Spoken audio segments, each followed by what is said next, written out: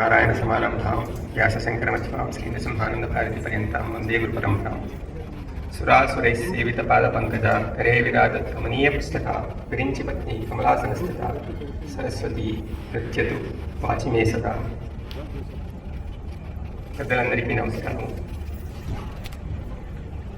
ఇంతమంది పెద్దల ముందు చిన్నవాడిగా నేను మాట్లాడేటువంటి అవకాశం రావడము, ఈ రకంగా మాట్లాడడానికి ఉన్నటువంటి కారణము గురుకృప.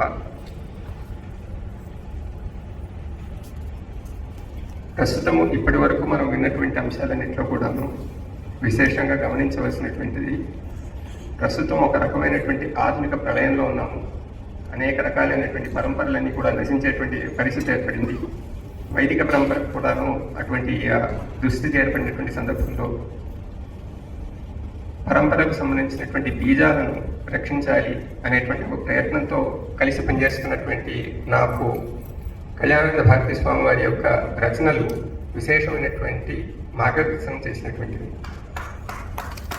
దీనికి ప్రధానంగా గమనించవలసింది ఏమిటంటే, మన శాస్త్రాల్లో రాజానుమతో ధర్మ రాజా కాలస్య కారణం అనేటువంటి స్పష్టంగా చెప్పబడింది. మనం అనుభవిస్తున్నటువంటి ఈ దుస్థితి ఏదైతే ఉన్నదో దానికి మూలం అనేటువంటిది రాజు లేకపోవడం, రాజు స్థానంలో వ్యక్తి స్థానంలో ఒక వ్యవస్థ, కాన్స్టిట్యూషన్ అనేటువంటిది ఒకటి రావడం, ఆ కాన్స్టిట్యూషన్ అనేటువంటిది రాజరికం పూర్తిగా నిర్మూలన చేయడం అనేటువంటిది మనము దీని యొక్క పరిణామాలు పర్యవసనాలు ఏమిటి అనేటువంటివి గమనించేటువంటి ఆలోచన చేసేలోగానే ఒక 70 సంవత్సరాలు గడిచిపోయినాయి. కళ్యాణానంద భారతీ స్వామి గారు 1950లోనే దీని గురించినటువంటి పరిస్థితి ఈ రకంగా రాబోతుంది అనేటువంటిది గమనించి వారు భారత కాన్స్టిట్యూషన్ ఆఫ్ ఇండియాని వారు తెలుగులో అనువాదం చేసినప్పుడు భారత సంస్థానము అన్నారు. ఇంగ్లీష్లో ప్రస్తుత కాలంలో అనేక రకాలైనటువంటి పదాలని తెలుగులో కానీ భారతీయ భాషలో కానీ అనువాదం చేస్తున్నప్పుడు ఏ రకమైనటువంటి పదాలతో సంబంధీకరించడం అనేటువంటి అవసరము అనేటువంటి చాలా విశేషమైనటువంటి ప్రయత్నం చేసి కానీ మనం చేయకపోయినట్లయితే కనుక విశేషమైనటువంటి భావసాంకర్యం ఏర్పడేటువంటి పరిస్థితి మన కళ్ళ ముందే తటస్థిస్తుంది. మీకు ఒక ఉదాహరణ చెప్పగలను. సంప్రదాయవాదము అనేటువంటిది మేము విరోధిస్తాము అనేటువంటి రీతిలో మాట్లాడేటువంటి చర్చలు అనేక మంది రాజకీయ నాయకులు చేస్తారు. వారి దృష్టిలో సంప్రదాయవాదం అంటే ఇంగ్లీష్లో ఉన్నటువంటి కమ్యూనలిజం అనేటువంటి పదం. ఈ రకమైనటువంటి రీతిలో అనేకమైనటువంటి శబ్దాలకి, అది కూడా శ్రేష్టమైనటువంటి భారతీయ శబ్దాలకి, శక్తి ఉన్నటువంటి శబ్దాలకి దుష్టమైనటువంటి అర్థాలు వచ్చేటువంటి రీతిగా ఆంగ్లంలో ఉన్నటువంటి పదాల యొక్క భావాలని తెలుగులో వ్యక్తీకరించడం, ఆ రకంగా మన భారతీయ భాషలో ఉన్నటువంటి శక్తి అనేటువంటిది ఆ భావం అనేటువంటిది అందకపోవడం అనేటువంటి రీతిగా జరిగినటువంటి పరిస్థితుల్లో మంత్రజపాలు కావచ్చు లేదా నిత్యానుష్ఠానాలు కావచ్చు చేయాలనేటువంటి ఆలోచన కలగాల్సినటువంటి విద్య లేకపోవడం చాలా విశేషమైనటువంటి మనకు మన రాజ్యాంగం ద్వారా అందినటువంటి ఒక పర్యవసానం. దీని గురించి గమనించి స్వామివారు తెలియజేసినటువంటి అంశాలలో మొట్టమొదటిగా వారు భారత సంస్థానం అనేటువంటి పదము పుస్తకంలో భారత శబ్దానికి ఉన్నటువంటి వైశిష్ట్యం తెలియజేశారు.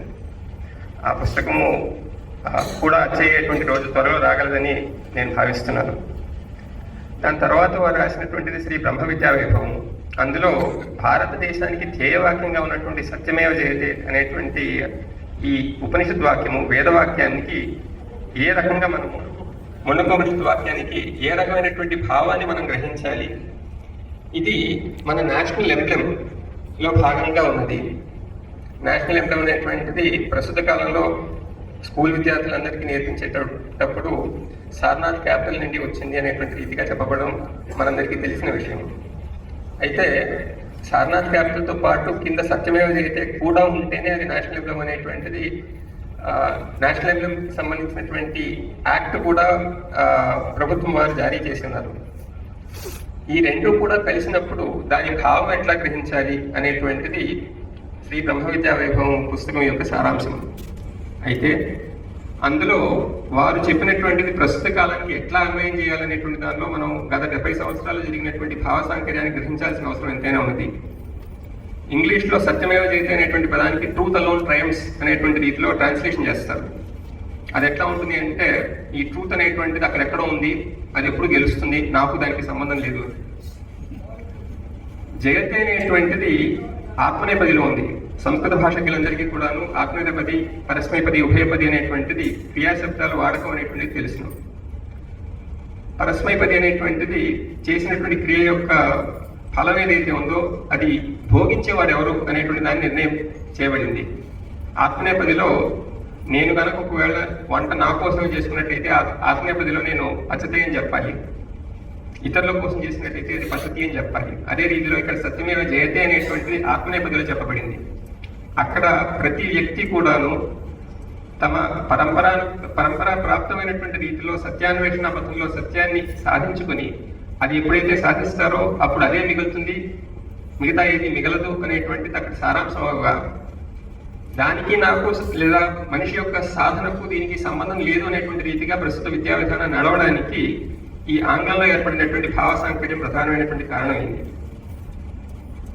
ఈ పుస్తకంలో స్వామివారు అనేక పదాలు ఆంగ్ల శబ్దాలకి వారు ఎటువంటి పదాలతో సంబద్ధీకరించి మాట్లాడారో చాలా విశేషమైనటువంటి అంశంగా నాకు కనిపించింది. సిటిజన్ అనేటువంటి శబ్దానికి ప్రస్తుత కాలంలో పౌర శబ్దంతో తెలుగులో కానీ లేదా నాగరిక శబ్దంతో హిందీలో కానీ వాడకం అనేటువంటిది కనిపిస్తుంది. పౌర శబ్దానికి పుర శబ్దం నుంచి వచ్చినటువంటి మనకు అక్కడ ఖచ్చితంగా మనకు తెలిసినటువంటి అంశం ఏంటి. అదే రీతిగా నగరం నుండి నాగరిక అనేటువంటి శబ్దం గ్రామీణంలో ఈ భావనలోకి ఏ రకంగా వస్తారు అనేటువంటి దానికి సంబంధించినటువంటి చర్చ ఎంతైనా చేయవలసినటువంటి అంశం. అయితే ఇక్కడ స్వామివారు సిటిజన్ శబ్దాన్ని నరశబ్దంతో సంబద్ధీకరించారు. ఇది ఎంతో విశేషమైనటువంటిది. ఎందుకంటే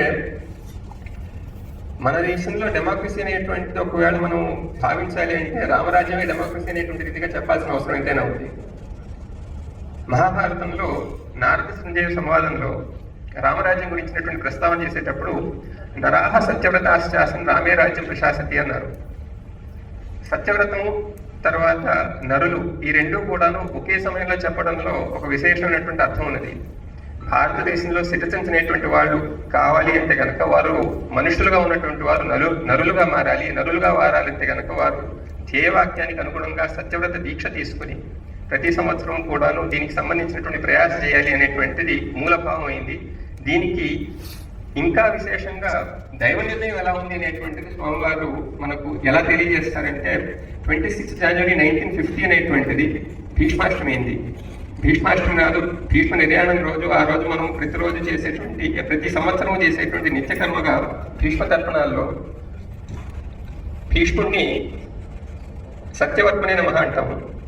ఆ దృష్టి ఏదైతే ఉండదో వారు దాన్ని దీనికి సంబంధించి తెలియజేశారు. అందుచేత ఆ దృష్టిని కలిగి స్వామివారు సూచించినటువంటి మార్గంలో వెళ్ళినట్లయితే ఇంతకుముందు స్వామివారు తెలియజేసినట్టు 25 సంవత్సరాల్లో రావాల్సినటువంటి మార్పు మనకు ఆధునిక ప్రళయం అనేటువంటి దాని తర్వాత సృష్టి సర్గం అనేటువంటి తర్వాత ప్రతిసర్గ రావాలంటే కావాల్సినటువంటి పునఃసృష్టికి కావాల్సినటువంటి బీజాలు అనేటువంటివి ఈ భావాలు ఏవైతే ఉన్నాయో వీటిని గ్రహించినప్పుడు ఏర్పడుతుంది అనేటువంటి అంశాన్ని వినమ్రంగా మీకు తెలియజేస్తూ సెలవు తీసుకుంటున్నాను. నమస్కారం.